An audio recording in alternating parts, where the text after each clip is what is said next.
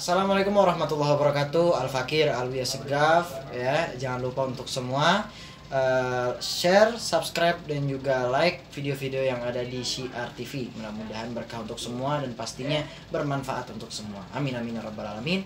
Assalamualaikum warahmatullahi wabarakatuh.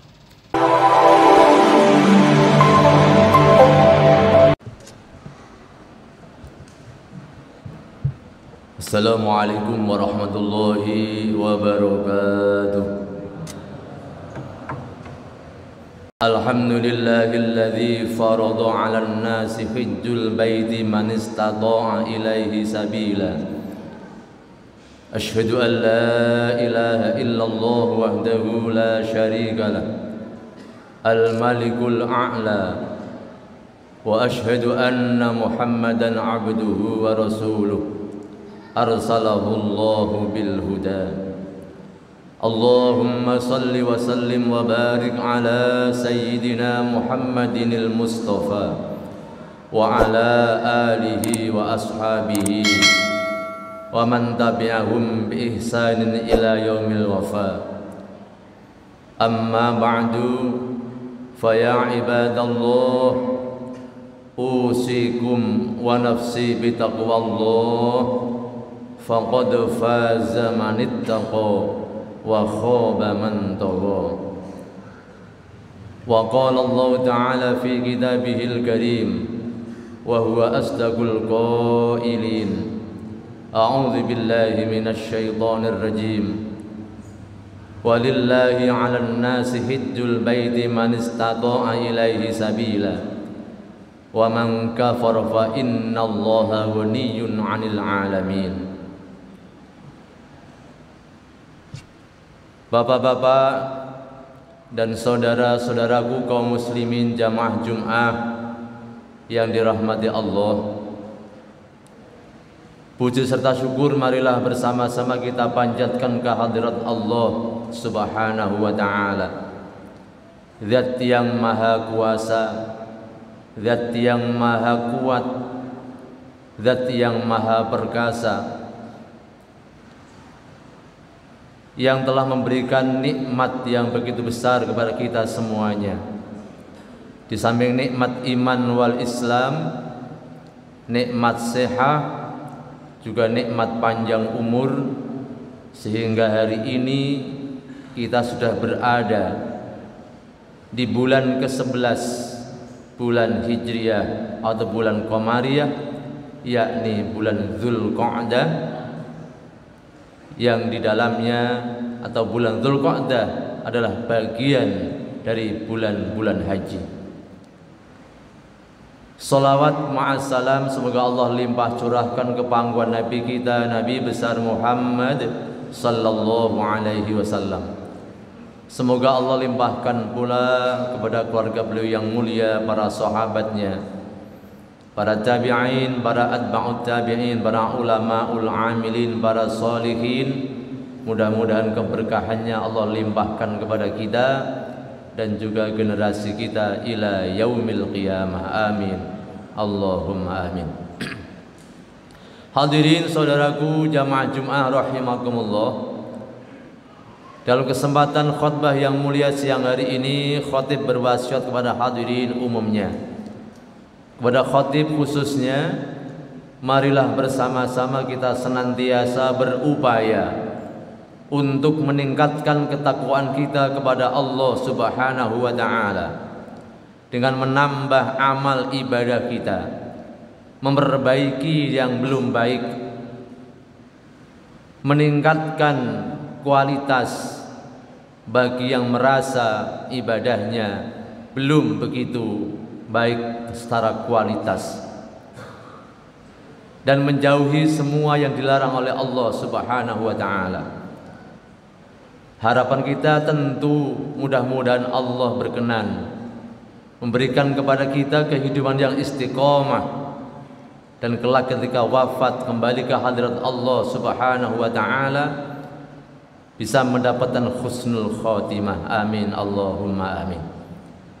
Hadirin saudaraku jamaah Jum'ah yang dimuliakan Allah, di bulan Dzulqa'dah ini, apalagi sekarang sudah hampir di penghujung akhir bulan Dzulqa'dah, kita sudah berada di bulan-bulan haji. Sesuai dengan firman Allah Subhanahu wa taala surah Al-Baqarah ayat 197, A'udzu billahi minasyaitonir rajim. Al-hajju ashhurum ma'lumat faman farada fihinnal hajja fala rafatha wala fusuqa wala jidala fil hajj. Al-ayat. Bulan-bulan haji atau haji itu dilaksanakan pada bulan-bulan yang telah dipermaklumkan. Yang dimaksud adalah mulai bulan Syawal, Dzulqa'dah, dan puncaknya di bulan Dzulhijjah. Maka faman farada fihinnal hajja, barang siapa yang sudah niat beribadah haji mulai bulan Syawal, Dzulqa'dah, apalagi sampai puncaknya nanti, fala rafatha, jauhi perkataan-perkataan yang rafath, perkataan-perkataan yang tidak senonoh. Wala fusuqa, jauhi perbuatan dan ucapan yang mengandung dan mengakibatkan dosa. Wala jidala, dan hindari pertengkaran dan permusuhan. Kita kadang-kadang terlena, sudah ingin dan sudah mau berangkat berhaji, di grup-grup WhatsApp masih suka postingan dan tulisan yang menyakitkan hati orang lain. Maka orang-orang yang sudah niat berhaji tapi dinodai dengan hal-hal dosa seperti itu, maka Allah tidak membutuhkan hajinya. Na'udzubillah min dzalik. Hadirin rahimakumullah, haji merupakan kewajiban yang Allah syariatkan kepada manusia, tidak hanya kepada umat Nabi kita Muhammad sallallahu alaihi wasallam, tapi juga umat-umat terdahulu. Man istata'a ilaihi sabila, disyariatkan, diwajibkan bagi orang-orang yang punya kemampuan. Kemampuan tidak hanya kemampuan materi, tapi juga kemampuan fisik, kemampuan dalam hal perjalanan, kemampuan dalam kondisi tempat yang kita tuju. Kalau kondisinya aman, berarti bagian bahwa itu sudah ada kemampuan. Kalau kita sudah ada kemampuan rizki dan kemampuan fisik serta perjalanannya. Dan haji merupakan salah satu pilar agama kita, agama Islam. Maka tentu secara logika, barang siapa yang sudah punya kemampuan materi, menjadi orang yang Allah titipkan rezeki yang begitu luas, tapi tidak mau berhaji tanpa alasan yang dibolehkan oleh syara, maka masih kurang sempurna Islamnya, dan salah satu pilarnya belum tertunaikan. Oleh karena itu hadirin, haji sekarang jauh lebih sulit dibanding haji-haji 5-7 tahun yang lalu. Karena walaupun punya kemampuan materi, punya kemampuan fisik, tapi dibatasi oleh kuota, sehingga kadang-kadang daftar haji tahun ini berangkatnya harus 30 tahun yang akan datang, bahkan bisa lebih. Oleh karena itu, tentu tidak ada kata terlambat. Tetapi bagi yang punya kemampuan dan belum meniatkan untuk berhaji, belum daftar haji, segeralah untuk melakukan pendaftaran.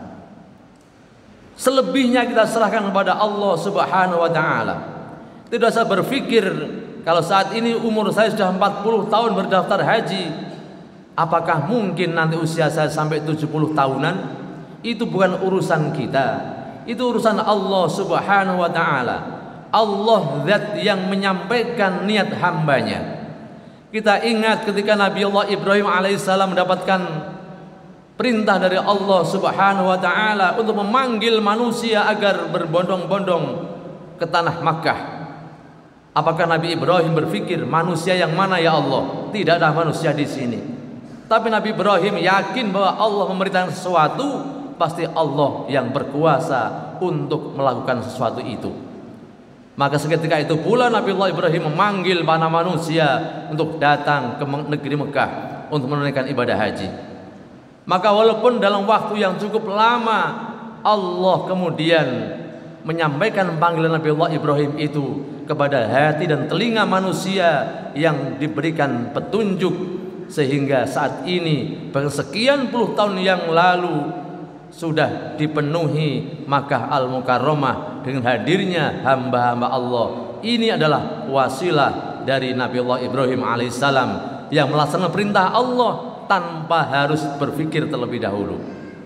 Maka ketika kita punya keinginan untuk sesuatu yang baik, termasuk daftar haji, tidak usah berpikir kapan kira-kira bisa berangkat. Jangan-jangan sudah keburu ajal datang belum bisa berangkat haji. Itu bukan urusan kita. Hadirin rahimakumullah. Dan kalau toh sampai ajal menjemput kita, haji belum bisa kita tunaikan, tapi kita sudah daftar haji, sudah termasuk daftar tunggu, maka insya Allah Allah akan mencatat kita sebagai hambanya yang sudah berhaji dengan niat kita yang ikhlas tersebut. Amin Allahumma amin. Tapi kebalikannya, Nabi kita Muhammad sallallahu alaihi wasallam mengancam kepada umatnya yang punya kemampuan tanpa alasan yang jelas menunda-nunda haji, bahkan tidak segera mau berangkat haji. Beliau bersabda, "Man kana lahu sa'atun falam yahujja."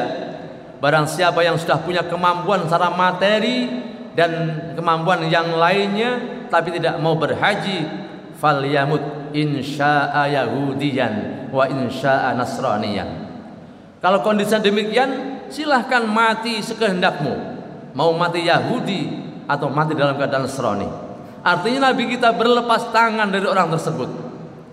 Itulah ancaman orang-orang yang punya kemampuan tapi enggan menunda-nunda untuk berhaji, mementingkan urusan dunia, mementingkan urusan memperbanyak tempat tinggal, memperbanyak kendaraan dan lain sebagainya, memperbanyak investasi di dunia.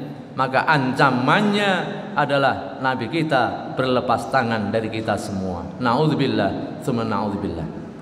Hadirin rahimakumullah, bagaimana nikmatnya bisa bersimpuh di rumah Allah Ka'bah yang mulia bersama jutaan kaum muslimin saudara kita seluruh dunia. Sesuatu yang mungkin tidak akan terulang seumur hidup kita. Maka orang Islam yang tidak punya keinginan demikian tentu dipertanyakan Islamnya. Oleh karena itu hadirin, agar kita termasuk hamba Allah, umat Nabi kita Muhammad yang muslim, yang bisa muslim sempurna, maka tunaikan pilar-pilar yang 5 itu agar Islam kita menjadi Islam yang sempurna. Amin Allahumma amin. Kecuali orang yang tidak punya kemampuan, tidak ada keharusan bagi mereka. Hadirin rahimakumullah, ada 2 momentum besar dalam bulan Dzulhijjah. Yang pertama haji, yang kedua adalah kurban. Kita semua faham bahwa kurban disyariatkan Allah kepada manusia berawal dari Nabi Allah Ibrahim alaihissalam.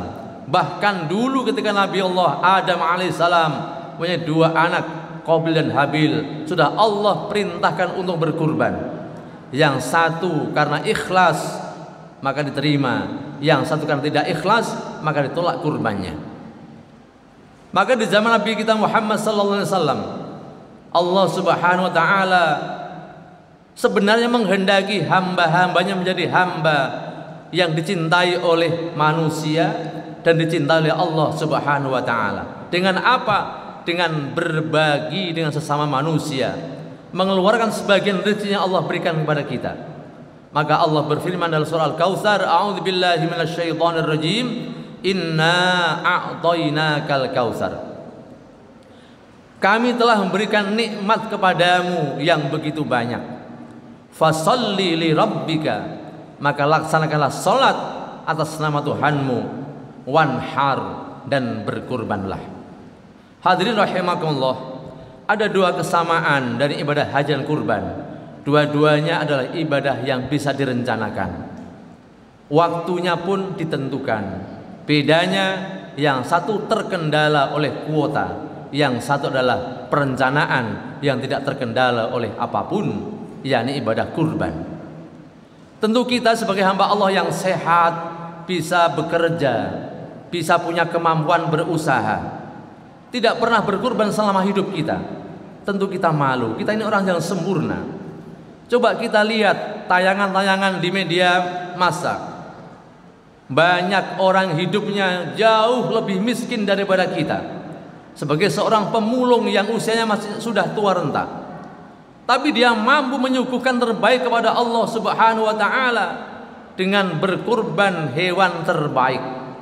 Memang tidak bisa setiap tahun, tapi ia mengumpulkan terlebih dahulu selama 3 tahun. Rizki yang didapatkannya itu terkumpul 3-4 juta, dibelikan hewan kambing dan diserahkan kepada panitia kurban untuk persembahkan kepada Allah Subhanahu wa taala.